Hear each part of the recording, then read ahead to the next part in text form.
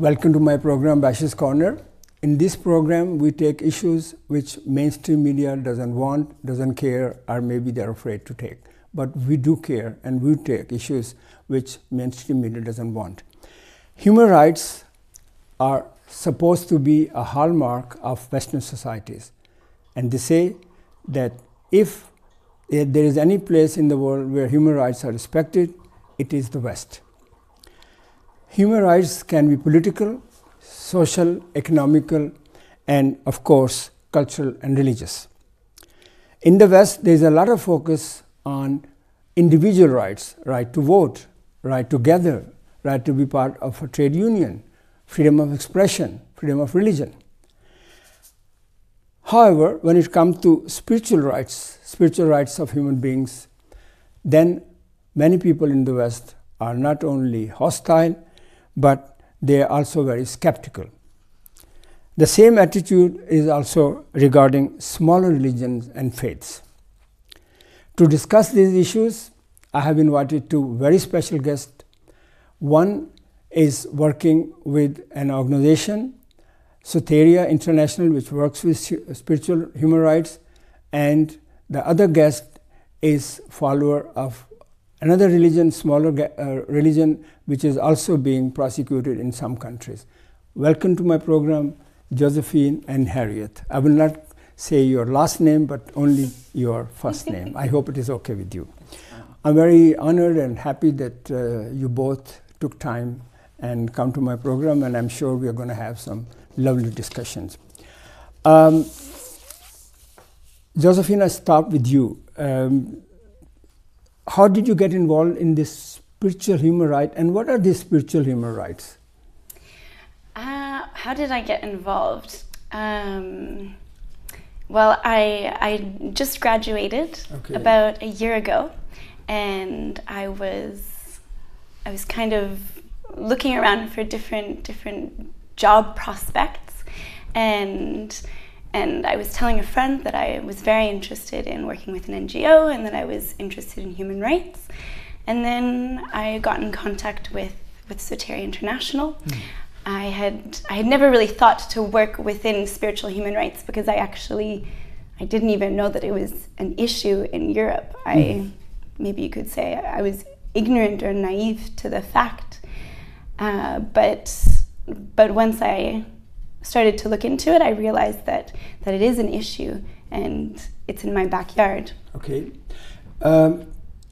This feeling of humanity and working for human rights, does it come from your grandmother or your family, or it is the search for deeper meaning of life? Wow, I think it's probably a bit of both, for sure. I mean, I started to be interested in spiritual concepts probably in my teenage years. I had sort of you could say an example and a mentor in a yoga and dance teacher. Okay. And I became more and more fascinated in what my mom would call what is between the heaven and the earth, exactly. So yeah, for sure. I mean, I probably grew up with values that included helping people and seeing past your own nose. You are rather young, and you have been student, and I'm sure you're going to study further. How would you combine your work with Soteria International, which works with spiritual human rights, and then study? Is a full-time work working with the NGOs? I think it should be a full-time job, for sure. I think that NGOs need people who can dedicate. But there's no money. There's no money in that. Yeah, exactly. It's unfortunately, yeah. Unfortunately. So I volunteer maybe 10 to 12 hours with the organization a week. It's also a personal interest. So I do spend my own time researching different religious groups and paths, because I find it interesting. It gives me a different perspective and a deeper understanding of other people and other cultures that I live amongst, or that are in other parts of the world. But you can get deeper meaning without talking to religious people. Ordinary people also have a lot of issues to talk to. Of course. Yeah, I like to talk to everyone. Okay. Coming back to Soteria International, when was this organization established? It was established in 2007. Okay, so it's rather new. It is rather new, and we're also celebrating our 10th anniversary this year. Mm-hmm. So what was the purpose then? I mean, human rights is a very huge issue. Mm-hmm. And spiritual human right, when somebody asks you, what is a spiritual human right? What would you say to them? I would say a spiritual human right is your right to choose the spiritual path that you want to follow. Okay. And I would say that it is part of the freedom of conscience, thought and belief, or the freedom of religion. But there are many human rights organizations who work for human rights and freedom of religion. So why to build this organization? This organization? Well, we focus specifically on new spiritual movements or new religious movements, and I agree. It's true. There are many organizations that are focused specifically on abuses against Christians or against Muslims, but there aren't a lot of organizations that take on or give attention to these new religious movements. Has there been problems with these religious movements in Europe when Soteria was established? Yeah, absolutely. I mean, we were established in order to meet the increasing need for the protection of and highlighting of misunderstandings of new spiritual movements in Europe. And I call them new spiritual movements not because they were recently established, but because they recently have been introduced or seen in Europe, which also leads to the fact that there is a gap in understanding their practice, which then can lead to institutional or governmental intolerance and spiritual xenophobia. So if I ask you, can you give an example of, for example, a new spiritual movement, a new faith, who you think is being unfairly treated? Well, I would probably bring the example of volunteering, because volunteering is a practice that has been misunderstood when carried out by practitioners of new spiritual movements. Although volunteering is seen in Christianity, when monks volunteer in their daily lives in monasteries around the world.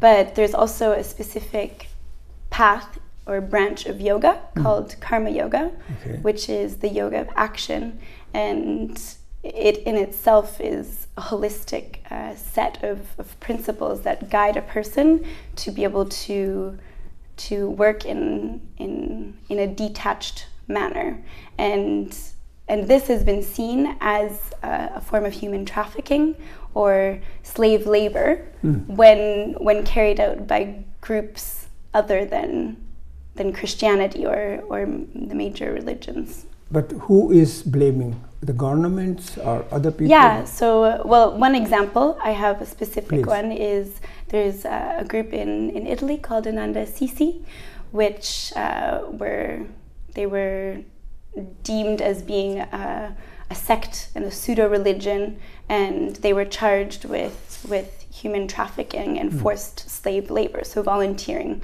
without any pay. And the practitioners were harassed and they were put on trial and imprisoned, and after many years of investigation there was not enough evidence to charge them, and the case was dismissed, and the judge also said that in fact their group was conforming to the guidelines which constitute a religion. And I mean, as you can see as well, like the impact on the individuals that completely defames and discredits them, and then their group is also defamed and discredited. I remember that there was a case against some yoga teachers in Romania, where the government went after them, you know, and he had to flee. Yeah. Why would be a yoga teacher would be prosecuted? I mean, it's a phenomenon, right? I also question the same thing, but unfortunately in Romania there is still an ongoing case based on human trafficking, and this specific yoga teacher he fled to Sweden, and he was found innocent by the Supreme Court in Sweden. The supposed victim was also her testimony was heard in the trial, and he was found completely innocent. He was given refugee status as well as so he didn't go back. Well, that's the thing. The UN issued him a passport which said that he could travel anywhere in the world freely except for Romania. And then he went to France and was arrested because there was a European arrest warrant out. Europol also. Yes, so there was a European arrest warrant out for his name at the same time as him being a refugee. So he was both a fugitive as well as a refugee at the same time. It's unbelievable. In Europe it is happening. Exactly. And so, yes, now he's been sent back to Romania and he's in prison there. So, coming back to spiritual human rights, isn't spirituality a private affair? Well, I would say, of course, it's a private affair in the sense that your belief and your will or your desire to pursue a belief is an inner attitude and it's a choice. Yeah. But I would also say that because spirituality is something that is accepted by many people, and many people adhere to the same beliefs and under the same name of like a religion, for example, they conform to the same beliefs. So then it becomes part of their daily life, also as a community. So I think that it also is a not private affair. And as long as we can all respect one another's right to have our own beliefs, then we can still be a harmonious society. But in the West, there's a lot of focus on individual human rights. Yeah. So doesn't spirituality come under the same category? Absolutely, I would say it should. It is an individual human right, and even if it is a group that is being having their human rights violated or abused, they're still individuals. You gave example of Italy and of course Romania. Are there other countries where spiritual people are being prosecuted? Unfortunately, yes. And Soteria, we focus on the European region, and even within Europe, we've had cases in Finland, Sweden, Italy, Germany, France, Czech Republic.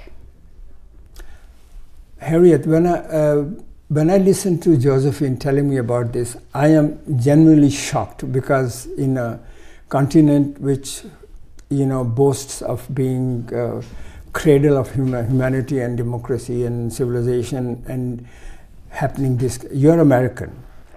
Are you also shocked to hear what your granddaughter is telling? I am.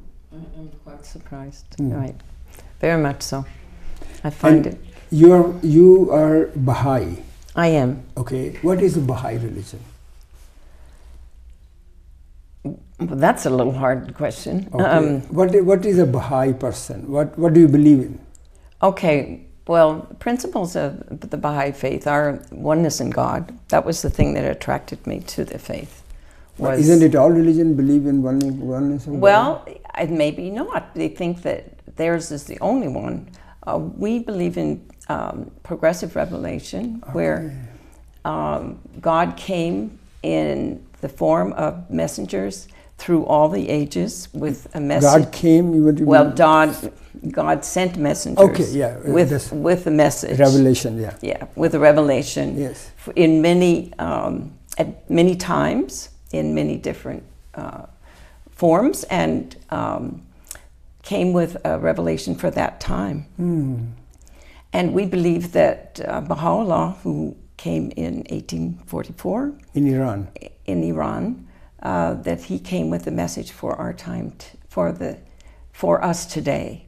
So it's sort of like for me as a person with a Christian background, it is a continuation of my faith. I don't have to say, now I throw that away, now I have a new faith. Yeah. It's a continuation. And this revelation is for 2,000 years, and then there will be another messenger. Okay. After so you mean years. that God's message will continue according to the time? Yes. So, Josephine, your grandmother believes in a religion which is prosecuted in Iran and in some other Muslim countries, but also, would it be prosecuted, or would they also feel heat in Europe? I guess that's a question that you would have to ask the spiritual practitioners, and if they are having issues. Your organization works for spiritual practitioners, you know. Exactly, yeah. So, I mean... So it will cover also Bahai Faith. Yes, for sure. I mean, that is one of our main purposes, is to reestablish this constructive dialogue between state and social actors and spiritual groups, so that they together can understand one another, as well as spiritual groups understanding one another. So I will now play devil's advocate. Okay. I shouldn't, but I have to.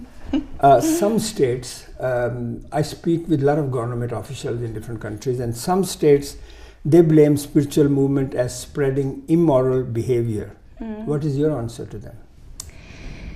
Well, I guess morality is a big question, but it's also very much within the individual. It's an individual choice to select a set of values that guide him or herself in his or her actions. And I would say, yeah, unfortunately there may be groups that perpetuate immoral actions. But I don't think that this is a phenomenon or a perversion that is limited to spiritual groups. But I heard from a Romanian official when I was in Bucharest speaking at a conference, and some of them from Ministry of Interior, they said that this yoga teacher were immoral because of the way they teach yoga is very sexual. Yeah, I mean, I it depends, I guess, on the criteria that you have, but I would say that there's a misunderstanding there, because why is sexuality inherently bad? And it's individual who decides. Yeah. So, if we come back to your organization, Soteria, apart from that you're fighting for spiritual human rights, what exactly this NGO or this network does? Well, Soteria is, we promote spiritual beliefs in political solutions, and we do a lot of advocacy. So, for example, if we take on a case, we will do a fact-finding mission in order to determine whether or not this is a case that we would like to take on. Okay. And legally, you mean? No, we don't act legally. We will advocate on a social and political level, and we do have legal advisors. Okay. But we're not lawyers. But we will. So once, if we have decided that we will take on a case, we will generate reports, and we will write letters to national or international political officials who can have a say and who can make a difference in this person's life. Do you think it's helping? I do think it's helping, yeah. Otherwise you won't be with them. Exactly. Okay. And I'm a perpetual optimist. Wonderful. Coming back to Harriette about Baha'i religion, you said that why you got interested in that, but you are still, you think that it is a continuation of Christianity. Don't you think that some Christians will disagree with that, because for them Jesus came to save all of us? I'm sure. Okay. I mean, we also believe in the individual search for truth, and that it's every individual's responsibility to find and search for their own truth. And I actually did that myself after I heard about the faith and felt like I had come to believe that all religions went to the same God. Yes. And then I met the Bahai Faith and found that this is exactly what they believed with as so why were progressive revelation, as I mentioned. Why were they prosecuted in Iran then? Well, when all manifestations have been persecuted and prosecuted, they are always a threat to the present society. And so this has not been different for Baha'u'llah or for the Bab who came before Baha'u'llah. Okay. So, and for the followers. So if I ask you, for our viewers, what are the main pillars of Bahai faith? Well, as I said, oneness of God, Yeah. and believing in the new manifestation of Baha'u'llah, and then unity of race or humanity, Okay. and unity of religion, and equality of men and women. That's very important. The teachings say that if you have a boy and a girl and you only can educate one, then you must educate the girl, because the girl will be the teacher, the first teacher for the next generation. And so it's very important to have the girls educated. There's an African proverb on the same, that if you educate one man, you educate one man. If you educate a woman, you educate the whole village. And this is the same philosophy that we would say, but and there are others, but those are the main ones. Okay. I know a little bit of Baha'i religion, and I was in Israel and I saw the big offices there and the mausoleum of on the Mount Carmel. Huge, beautiful, beautiful place. And I understand at the heart of Baha'i teaching is the goal of a united world order actually, that ensure the prosperity of all nations, races, creeds and class. Isn't it a little bit mission impossible? Well, it could look like that now, but Baha'u'llah's revelation really does say that we should transform the world, and the transformation of the world will happen at the grassroots level. But the Universal House of Justice has written to us and has told us that it will be centuries of exerted effort before this will happen. But we must start now and continually work in that direction.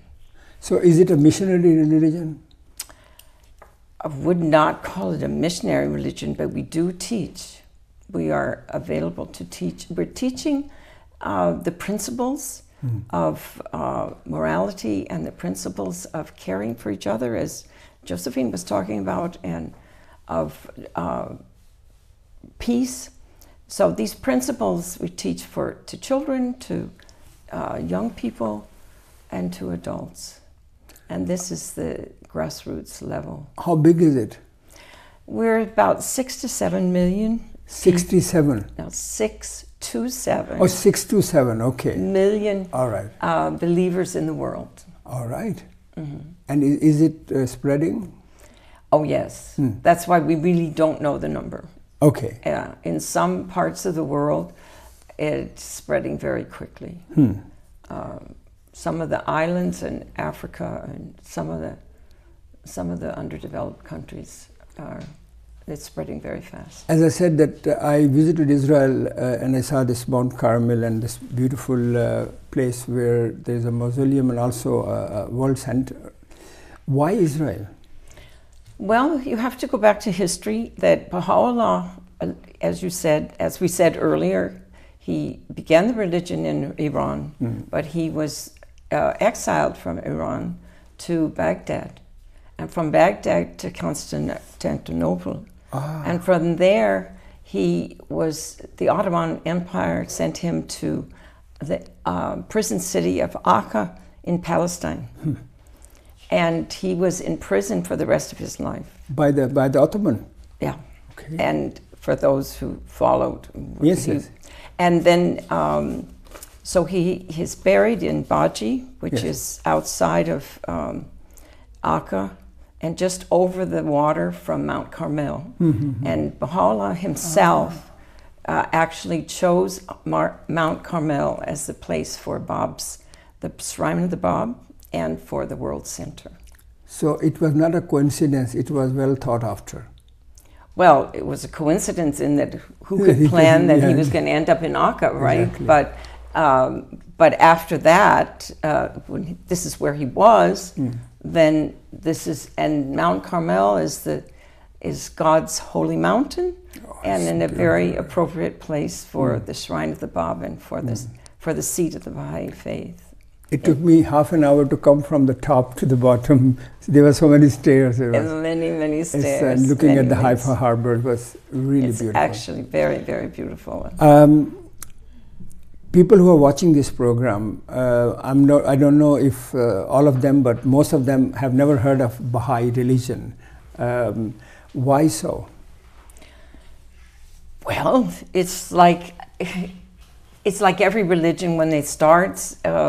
It takes a while for people to become aware of it and for it to spread. So it's just now more people perhaps have heard about it because of this program. Yes. And but it is a new religion. If you think back to like when Christianity started, it was very small in the beginning. So all religions are started by one person. Yeah. So and then it gradually spreads, right? But We live in Denmark, all of us. It's a secular country, but of course Christianity is the main religion. Do you think there is a need for a religious revival in Denmark? I think people are looking for spiritual something. I think many people feel that there's something missing, and they have a search for something spiritual. They may not know exactly what it is they want or need. They may not see it as a religion, perhaps, but I think there's a lot more desire for spiritual awakening than we're aware of. And I think we need to be more sensitive to that. So you mean that there are many organized religions. There is Christianity, now Islam, Judaism, Hinduism, many. So you think that there will be more and more new religion? After Baha'i, there will come many other religions. Well, in 2,000 years. It's not going to be in my lifetime. It's a long time. In 2,000 years, this revelation is for 2,000 years. Okay, so there's a specific time. Yeah, that's what we've been. You believe in. This is what we've been told. And in Denmark, in the holy writings. How many people are there? In Denmark, we have about 350. You meet some of them? Oh, of course. Okay. Of course. We have a center in Hellerup on Sophia Vej. Would you like to invite me sometime? I'll come there. Of course, I'd love to invite you. You'd be very welcome. Okay. Yes. Thank you for this information you have given me. I just want to ask Josephine last question. If somebody feel oppressed because they have this spirituality, can they come to your organization and ask for guidance or protection or maybe a lobby? Absolutely. We would. That's of course. and you have a website also, Soteria International? Yeah, so if they need if anyone is interested in our organization in any way, whether they've feel as though they've been oppressed or maybe someone they know or they want to share a story with us or they have any ideas, of course they can write to us. We have a website, we also have a Facebook page, and we also host conferences, the next of which will be in September, so they're welcome to join for that as well. Thank you very much, Josephine. Thanks, Bashy. Thank you very much, Harriette. Thank you. And I'm sure that our viewers have enjoyed listening to Harriette and Josephine. Until next week, take good care of yourself.